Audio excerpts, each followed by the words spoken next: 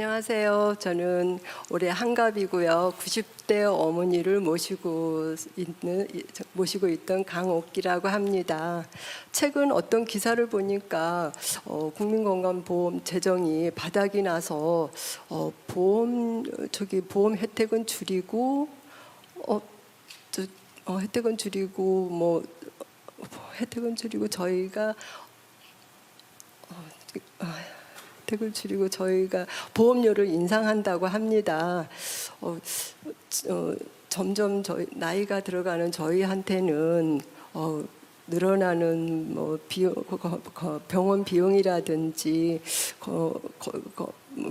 건강보험료라든지 이런 게 걱정이 됩니다.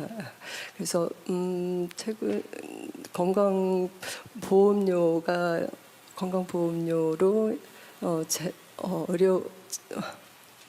건강보험료가 네, 천천히 하세요. 네. 건강보험료가 늘어나면은 저희 혜택이 줄어들고 보험료는 인상이 되는 건지 정부에 궁금합니다.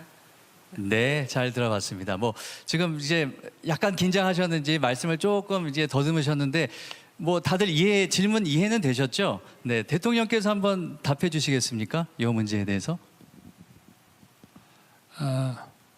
지금 노모를 모시고 우리 사시는 우리 장년층께서 좀 최근에 이 건강보험 제도의 이런 문제점에 관한 이런 보도들을 보고 좀 걱정을 하시는 것 같은데 크게 걱정하실 필요가 제가 없다고 말씀드리겠습니다. 저희가 지금 건강보험 제도에 대해서 수술을 좀 하려고 하는 것은 이 소위 모럴 해저드, 여기에 관한 건강보험 제도를 사용하는 사람들의 이 도덕적 해이가 다른 선량한 보험가입자들에게 피해를 주기 때문에 그거를 없애고 우리 이 보험 제도를 정의롭게 다시 만들겠다는 뜻입니다. 여러분이 그 자동차 그 책임보험에 그 가입을 하는 이유가 접촉사고 때 그 얼마 안 되는 돈을 물어주는데 쓰려고 보험 가입은 하지 않으시죠? 이게 어떤 내 소득이나 재산으로 감당하기 어려운 그런 인적 물적 피해를 냈을 때 그거를 감당하기 위해서 보험을 드는 거 아니겠습니까? 건강보험도 가장 중요한 것은 고비용이 들어가는 중증 질환을 내 소득이나 자산으로 감당하기 어렵기 때문에 그런 그 중증 질환에 관한 필수 의료를 제대로 받고 또 국가에서 제대로 해주기 위해서 이런 보험 제도를 운영하는 것입니다. 그래서 가장 중요한 것은 건강보험제도에서 제일 중요한 것은 누구나 어디 몸이 좀 이상할 때 아무 때나 병원에 가서 내가 원하는 모든 진료를 다 받게 하는 것이 목적이 아니고 나와 우리 가족 중에 정말 비용이 많이 들어가는 중증 질환이 걸렸을 때 그 돈 걱정하지 않고 제대로 치료받고 건강을 회복할 수 있게 하는 그런 것을 만들기 위해서 우리가 건강보험제도를 운영하는 것이기 때문에 건강보험제도 본래의 취지대로 정상화시키겠다는 것입니다. 이게 어떤 분은 소위 의료 쇼핑이라고 그래서 1년에 병원을 수천 번을 다니신 분이 있습니다. 아무래도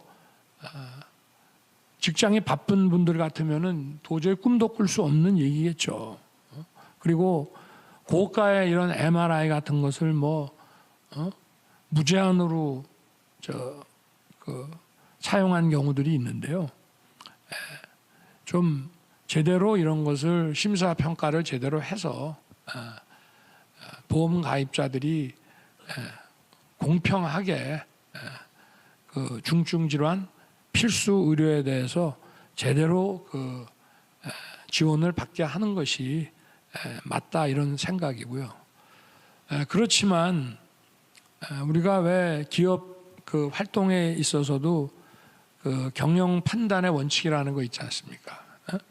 비즈니스 저지먼트 룰이라고 이렇게 어떤 일정한 원칙에 따라서 판단한 것에 대해서는 그 기업 경영자의 그 판단을 존중을 하고 더 이상 법적 그 어떤 책임을 묻지 않아야만 원만한 그 기업 활동이 되는 것과 마찬가지로 의사가 판단을 해서 이거는 이런 진료가 필요하고 이런 고가의 처치가 필요하다고 판단이 된 것은 존중을 해야 된다는 것에는 변함이 없습니다. 그래서 뭐 소위 뭐 메디컬 저지먼트 룰이라고 하는 그런 원칙을 수립해서 이런 그 정상적인 의료 판단에 따라 가지고 처치한 것까지 저희가 뭐 과잉 진료라고 해서 막 칼질을 하는 것은 그거는 바람직하지 않다고 생각을 하고요. 심사 평가에 있어서 더 전문성과 또 이런 자료 축적이 이루어지고 또 이의가 있는 경우에는 아주 효과적인 그런 이의 그 절차 제도도 잘 만들어서 국민들이 우리 의료 그 보험 재정이 건강보험 재정이 국민들 모두에게 제대로 쓰일 수 있도록 저희 정부가 잘 설계하고 운영을 하겠습니다. 우리 뭐 다른 질문 하나 더 받고 제가 말씀드립니다. 네, 지금 이 질문과 관련해서 우리 조기용 보건복지부 장관께서 추가 답변하실 거 있을까요? 보건복지부 장관 조기용입니다. 지금 대통령님께서 워낙 자세하게 설명해 주셔갖고 추가로 드릴 말씀은 없는데 저희가 지금 이번에 개편하려고 하는 것은 국민 여러분께 필수 의료, 중증 의료 서비스는 그대로 지원을 하는 것입니다. 다만 의료 남용이나 자격 도용 같은 것을 방지하는 것입니다. 정부가 추진하려고 하는 것은 건강보험의 역할을 축소하려고 하는 것이 아니라 건강보험의 지속 가능성을 제고하기 위한 것입니다. 네, 좋은 답변이 되셨습니까? 네, 명쾌한 답변이 되셨기를 바라겠습니다. 오늘 오시면서 마음속에 내가 어떤 질문을 하겠다 한 가지씩 생각을 하고 오셨을 거라고 생각을 합니다. 허심탄회하게 편안하게 손 들고 질문 주시기 바라겠습니다. 또 다른 질문 있으신 분 손 들어주시겠습니까? 네, 반대편에 계신 정장 입으신 분 기회 드리겠습니다. 마이크 전달 부탁드리겠습니다. 마스크를 내리시고 질문해 주십시오. 네, 안녕하세요. 저는 서울시 용산구 남영동 주민센터에서 복지 업무를 하고 있는 나현정입니다. 일선 현장에서 복지 상담을 하다 보면 국민기초수급자 1인 가구가 최대한 받을 수 있는 생계비가 58만 원 정도입니다. 이 부분이 좀 너무 적어서 생활하기 어렵다라는 민원을 많이 받고 있습니다. 그래서 내년에는 물가도 많이 오르고 하니까 이 최저 생계비를 좀 인상할 수 있는지를 좀 여쭤보고 싶고, 또 하나는 요새 노인 고독사 등 위기 가구가 많이 발생하고 있습니다. 그분들을 좀 빨리 발굴해서 촘촘한 복지를 하려고 하는데 저의 힘만으로는 부족하기 때문에 좀 민관 협력할 수 있는 방안이 있을지 좀 여쭤보고 싶습니다. 네, 직접 현장에서 뛰시는 분이 질문을 해주셨기 때문에 현실적인 어떤 질문이 될 수 있을 것 같은데요. 우리 대통령님의 생각을 좀 듣고 싶은데요.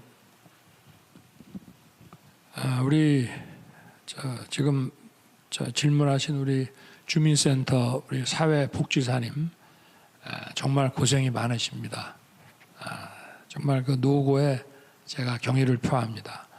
제가 몇 달 전에 그 위기가구 그 발굴을 어떻게 하면 제대로 할 수 있는지 좀 논의를 하기 위해서 주민센터를 방문해서 많은 전문가분들하고 또 주민센터 사회복지사님들하고도 얘기를 했는데 정말 이게 주민센터에 있는 몇 분의 그 사회복지사분들만 가지고는 그 동에 그 많은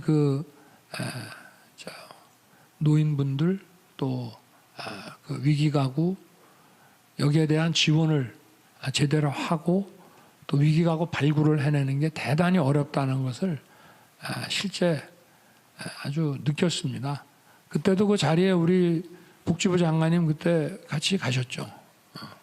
그래서 좀 증원도 해야 되고 우리 복지사님들을 좀 더 증원해서 업무를 좀 분담할 수 있어야 되고, 그리고 그 이장 동장 같은 분들한테도 인센티브를 좀 주고, 또 그때 보니까 이런 종교 단체 이런 분들이 많이 도와주시더라고요. 그래서 이런 민관 시스템을 중앙 정부와 지방 정부가 잘 리드해서 이런 거를 좀 우리 주민센터 복지사들만 이리 뛰고 저리 뛰고 해서 될 문제가 아니라고 보고, 그 부분은 하여튼 제도를 잘 설계해 나가겠습니다. 그리고 이제 그때도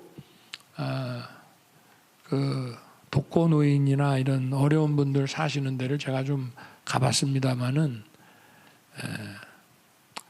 이게 이제 생활급여 생계비 지원 58만 원이 금액은 얼마 쓰려고 그러다 보면 그게 많지 않은 돈이고 부족하긴 뭐 아주 부족한 돈인데, 이게 금액을 올리는 것뿐만이 아니고 이분들이 계시는 그 주택이나 또 여건을 보니까 생계비 지원만 해서 알아서 하라고 할 문제가 아니지 않느냐. 그래서 저는 우리 선진국에서 많이 볼 수 있는 이 그 노인분들의 이런 좀 공동주택, 그래서 거기서 왜 니단이 마을에 가면은 우리 마을회관 같은 것들이 있지 않습니까? 그러면 이제 연세 드신 분들이 거기서 이제 삼시세대를 다 해결하고 같이 텔레비도 보고 또 문화생활도 좀씩 하고 이렇게 하시는데, 도시에서도 이런 아주 시골처럼 그렇게 할 수는 없습니다만은 이런 공동주택을 이런 식사 또 의료 또 문화생활을 같이 할 수 있는 이런 것들을 좀 많이 개발을 해야 되겠다는 생각을 해왔고요. 그리고 이게 노인분들만 계실 것이 아니라 우리 청년이라든지 이런 좀 세대별로 해서 세대 혼합형 이런 공동주택을 앞으로 우리가 계속 만들어 나가는 것이 근본적인 방안이라고 저는 생각을 합니다. 이게 뭐 양로원이다 요양원이다 이런 개념이 아니고, 이게 노인 친화형 이런 세대 융합형의 공동주택으로 하여튼 이런 이런 의료 또 문화생활 이런 것도 함께 할 수 있는, 그렇게 해야 또 자원봉사자들이 좀 도와드리러 가려고 해도 그게 훨씬 효과적으로 되지 않겠나, 그렇게 생각을 하고, 우리 보건복지부에서는 주무 부처로서 이런 노인 친화형 이 공동주택을 좀 개발하는데 좀 기획하고 추진을 해주시기를 당부드립니다.